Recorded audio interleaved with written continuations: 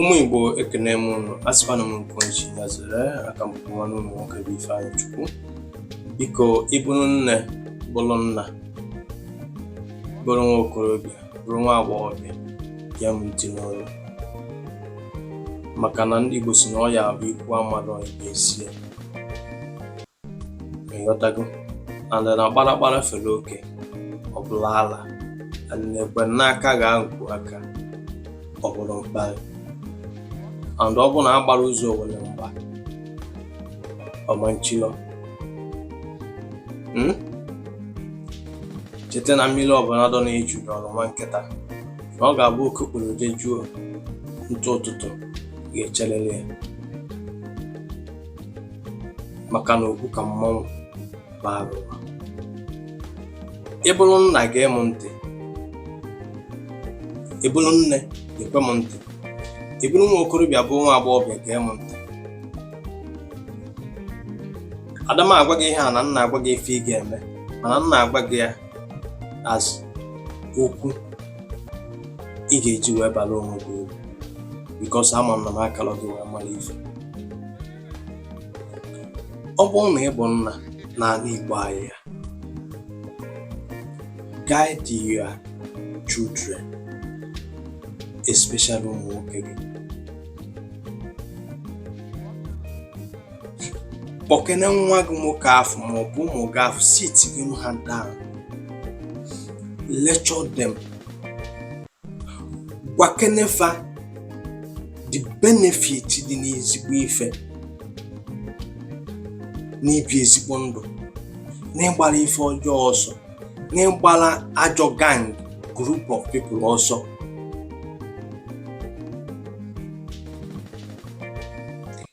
Gwakene nwa gị nwaanyị ahụ, data ada gị nwaanyị, ụmụ gị ndị nwaanyị, ihe a supozere ịma. Ụmụ gị siti ụmụ gị down, kụziele fa ife dịgasị iche iche. Ị na-asị na-asị na inwero time. Ihe asọmọfụ nwa na-eme so n'ihe na-enye anyị ezigbo nsogbu n'ala Igbo. Ọ bụrụ etu a ka ndị Igbo si azụkwu nwa. Dazi ihe ịma na ịmụtago nwa, ọ pụzi ọ na-eme ka osisi ya nwee ike ọnụ kata ọ dabara ya ajọ otu ma ọ bụ ofu ndị abịa ghọrịa ya, emechaa ọnọrọ ụhadaino gị nwakwanụ nna ya ahụ ama mfọ gị, nọrọkwa ụhadaino na regret both side. Mana ọ bụ na mgbe nwa gị afọ na-eto na ibido n'oge nurture that your child, nwa gị afọ, put him or her on the right track, gwa ya that is the damage and the implication dị gbasara ihe dị ọjọọ. O nwere ike sef ọma nnụnụ ebe a na-akpọ ụdị nkata ha.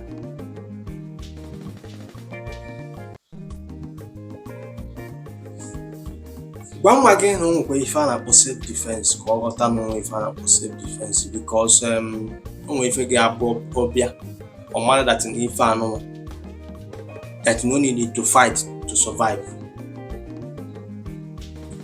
Gwakwazienụ nwa gị ahụ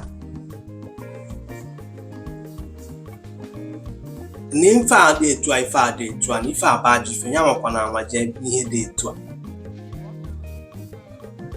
Mgbe gboo bụ na nna gị nwere ike pụta ọsị gị nwa ma emekwana ihe dị etu a, na ndị be anyị na-asị ya nso na ime ife dị etu a na ịga ahụ. Kedu nkụzi ị na-enye ụmụ gị? Ọ bụkwa ihe jọbụrụ ude na-esigbuo nkakwụ na-etu ị nọ na ị ga-amụta nwa anụkatasị na egwu eburu nwa ịmụ. Because nya ị na-arahụ ụra, ndị Igbo si na oke ada elu ihe onye mụ anya.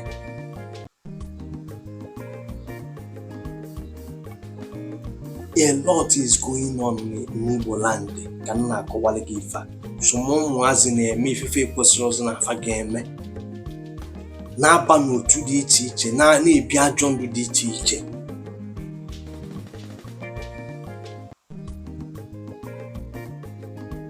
Ife m na-agba gị ihe abụ guide ya nwa gị nwoke, guide ya nwa gị nwaanyị, ka nwa ịmụta hapụ iwetara gị ihe a na-akpọ shame. nwa bụ pride of parents.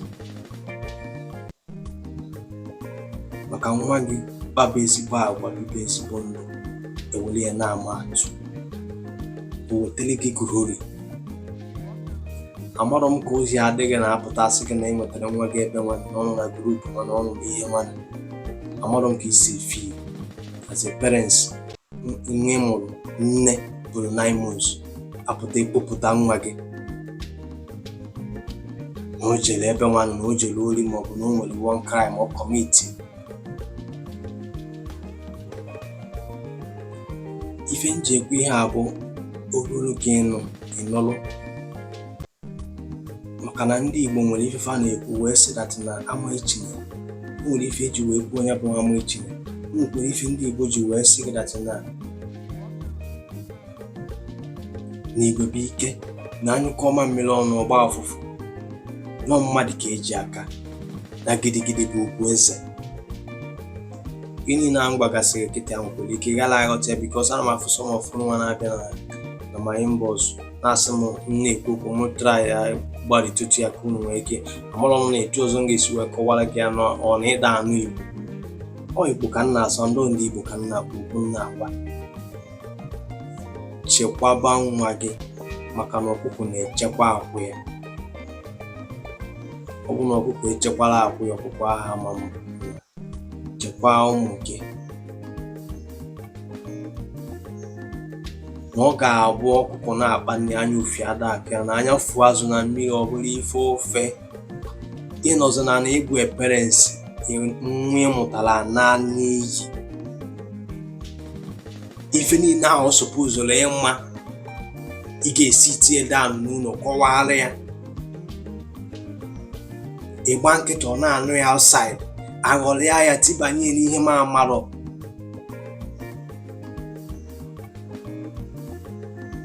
Nwa gị nwaanyị afọ ihe niile ahụ ọ sọpụzụrụ ịma azịrị etu anyị bụ nne na obibi ihe gabiga. Instead of gị nwa ga-adụ open to nwa gị nwaanyị, kọwara ya things about life, about womanhood. Ị na-ezori enyi ezori, okpechi niile ọ bụrụ n'ụzọ ka ọ ga-anụ ya. Kọwabara ụmụ gị ihe niile ahụ anyị dịrị ịnụnụ. Ọ ga-agba ọfụgo dị echi n'ụzọ, maọbụ onwe ebe ọ nọrọ, ọ na-echeta na mama ya ma ọ papa ya gwakwara ya ife dị etu a, na mama ya na papa ya gwakwara ya na ọ bụ na ha mee ihe dị etu anụnwa na ife ama mpụkọ ha, ihe a ga-egotere ha nnukwu nsogbu. Gwaba nwa gị ka ọ mara ihe pụtara na a na-agbara ihe ọsọ, ihe ọjọọ ọsọ, ka nwa gị hapụ iwetara gị ife a na-akpọ shame.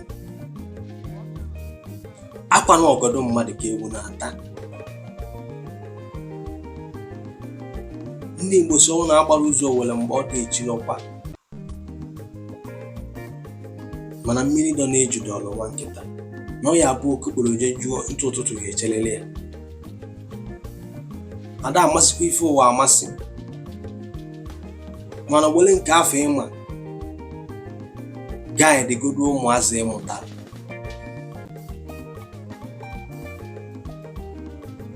Ọ ndị Igbo si sọmadị, na ndị o nwere ife jikwu sọmadị na bikos na anyị nidere mmadụ amụ echinye. Ọ ihe niile abụ na enidere mmadụ ka ejizi afọ a niile. Den ịmụta nwaazị nne na nna, ịhapụ ụmụ gị fa na-ebi ụdị ndụ dị iche iche. Ụmụazị mmiri rugoro 18 years, 20 years, 23 years apụta ife a na-eme ihe a sọpụzụrụ ime because of gị na ha enwere ife a na-akpọ good orientation.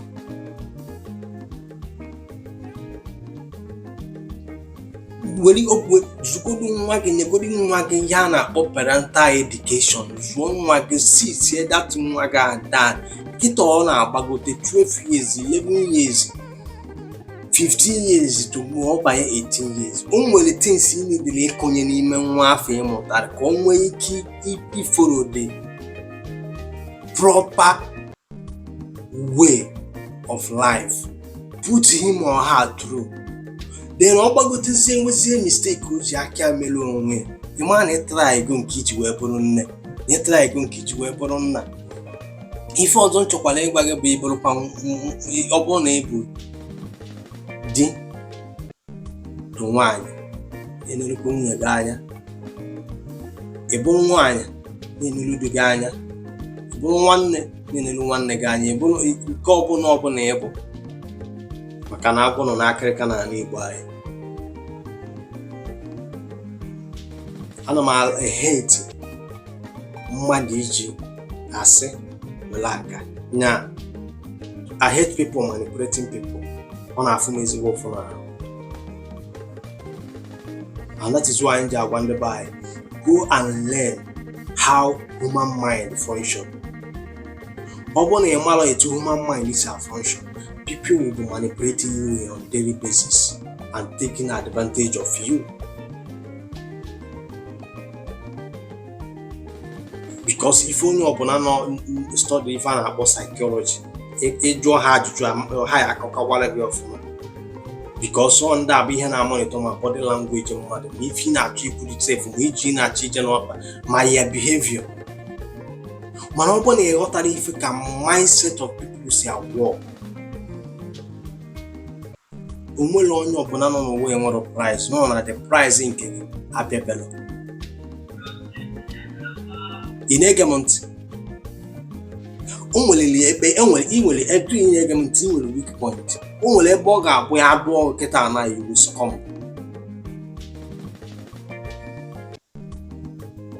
And those the clever than you na-ege anya, ha ga-find that thing out easily. And mgbe ọbụla ha find it out, onye ka a ga-eji wee manipulate gị. Because no ife a bụ ihe ị na-achọ, ihe ị na-edere, your interest. Ị nwere ike, o nwere ife ị na-edere, o nwere ife ị na-achọ, o nwere ife ị na-eche.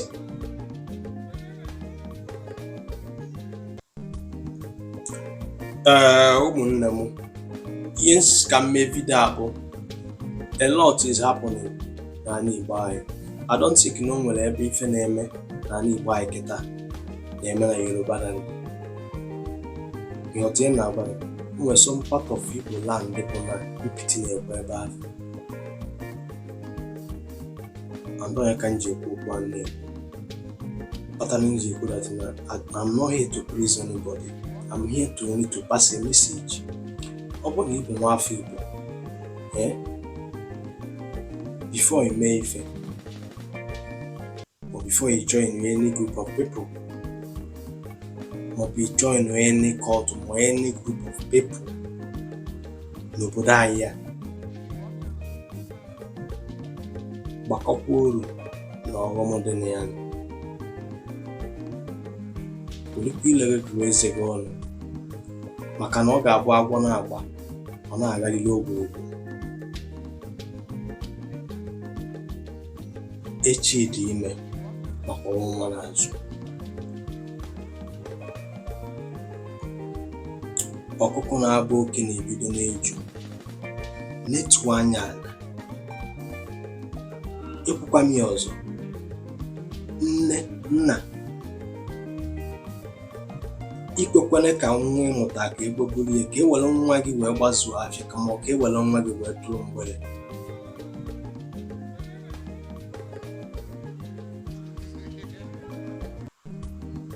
O nwere isi ka isi, mmadụ bụ mmadụ na ndị uche bụ mmadụ. Ka onye ezigbo mkpụrụ n'ime nwa afọ ịmụta na ụmụ gị afọ, educate them. Kwafe ife niile fa niile mma mgbe fa niile mụ ya.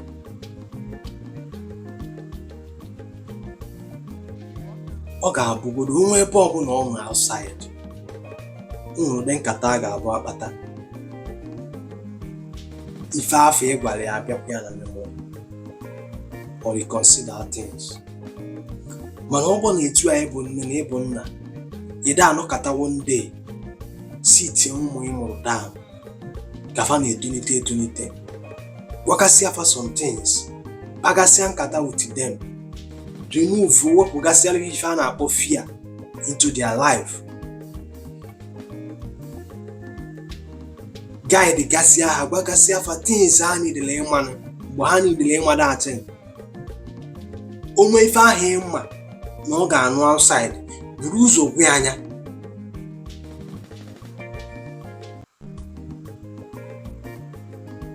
buru ụzọ gwa ya datin.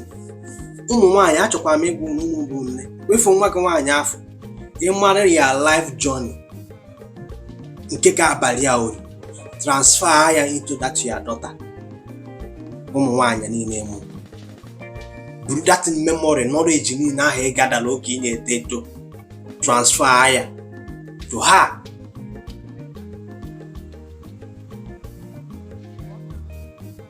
Ka ọ ga-abụ danger na-abịa, ka anya nwa bụ nwa gị nwaanyị nwee ike isensi that danger na onye anụma bụkwa nwoke na-abịakwute ya, na onye anụma wepụkwa anya na ya, na onwe ka lifestyle onye adị.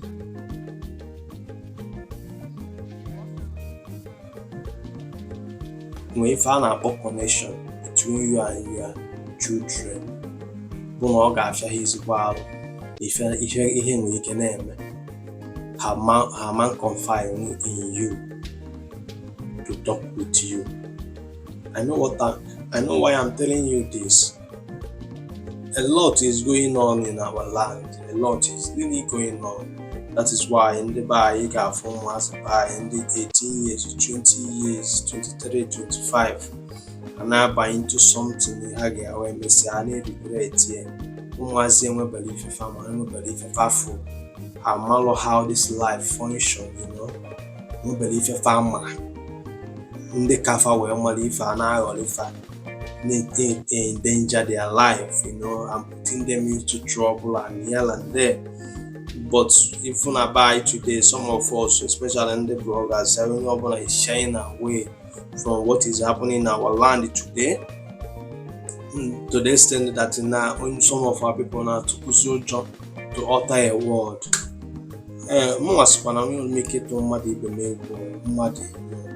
I will say what I have to say. Then if I will go check email, if I will go check email, mana otu okwu na-ekwudewe n'ụwa bụ n'ifesa oge ime ịma mpụ elu, anya ọbụla furu igwe ga n'ala. Parents, nne, nna, nyere ụmụazị na-amụ anya dị very important.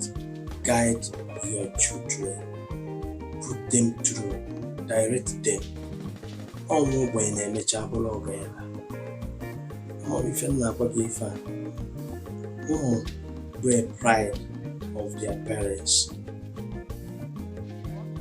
Nyekpata ọya bịbịa na n'Igbo asị gị onye amụtara n'ebe, onye mụtakwanụ n'ebe. So nke gị afọ ji nwayọọ chekwaa ya, guide him or her. Ọ dị very important. Ọ bụ na ịchọkwa ịghọta ya, ọ dị ịchọkwa na ịghọta, no problem. Abịa m n'ụwa anyị ka ọnụ na na-epụta m na social media m na mmadụ ịdọ aka n'ọnụ maọbụ isega. But if I pass my message and you come across it, olu gị wele ụkwa n'olu gị fine. Ude